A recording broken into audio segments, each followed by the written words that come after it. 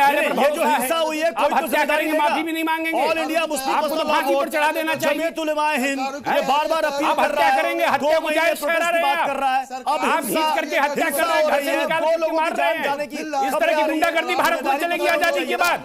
ये गुंडागर्दी बिल्कुल बंद होनी चाहिए। अगर इस तरह की कार्रवाई होगी, इस तरह की कार्रवाई आप करेंगे, उसके रिटेलिएशन के लिए भी तैयार रहिए। बड़ी मुश्किल हो जाएगी आपकी। कोई भारतीय जनता पार्टी नहीं, आजादी के पहले से सब नाटक चल रहा है। ये सब आप लोग कर रहे हैं। डायरेक्ट एक्शन डे हमको याद है आज भी। जिन्ना के रास्ते पर मत चलिए, जिन्ना का रास्ता छोड़ दीजिए।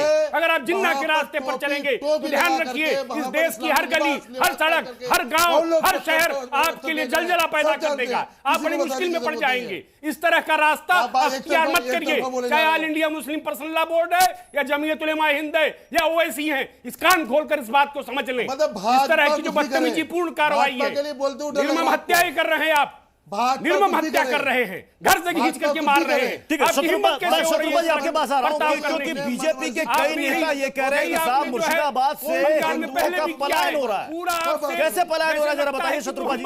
के इशारे पर चल रहे हैं, पूरा बंगाली मुसलमान जो ऐसा दिख रहा है। एक सेकंड शत्रुपाल जी माफी मांगनी चाहिए। जैसे मध्य प्रदेश से आप बोल रहे थे कि ऊपर से पत्थर मार रहे हैं, आज सुबह बीएसएफ ने बहुत सारे घर के छतों में बड़ा बड़ा पत्थर मिला है।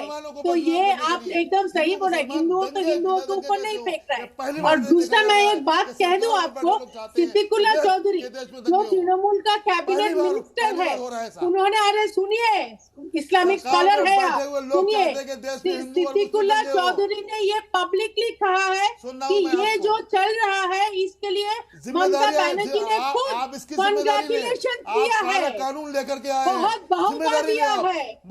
आप सोचिए, मुख्यमंत्री ने खुद सिद्दीकुल्ला चौधरी को ये सब करने के लिए कांग्रेचुलेट किया है। तो अगर हिंदू लोग संजय चक्रवर्ती को भी रखिएगा स्क्रीन पर पीसीआर। संजय चक्रवर्ती जी, ममता बनर्जी ने साफ साफ कहा यह केंद्र का कानून है, हम अपने स्टेट में लागू नहीं होने देंगे, किसी को घबराने की जरूरत नहीं है। क्या यही वजह है? क्या यही वजह है जो प्रोटेस्ट कर रहे हैं उनका मनोबल बढ़ गया? वो पब्लिकली सिद्दीकुल्ला कह रहा है कि संजय चक्रवर्ती ममता बनर्जी को, भाई केंद्र का कानून राज्य सरकार कह रही है नहीं लागू होने देंगे, नहीं मानेंगे। संजय चक्रवर्ती, केंद्र ने अपने मनमर्जी कानून का संजय चक्रवर्ती देखिए, सबसे बड़ी बात यह है कि अभी कोई बोल रहा था पाकिस्तान चले जाओ, पाकिस्तान चले जाओ, यहाँ पे हमें जरूरत के लिए जो है परमिशन की जरूरत नहीं है, लेकिन दूसरे धर्म को लोगों को अपनी नमाज पढ़ने के लिए छत में परमिशन की जरूरत है, वहां छत में परमिशन नहीं देंगे। ये है सेकुलरवाद। ये हिंदू राष्ट्र बनाएंगे, अरे एक हिंदू गांव बना करके दिखा दो। तो जो बना हुआ 11 साल में आप एक हिंदू गांव नहीं बना पाए, आपके पास अभी तक ये इतना नहीं रहा कि आप एक हिंदू गांव बना लेते हैं।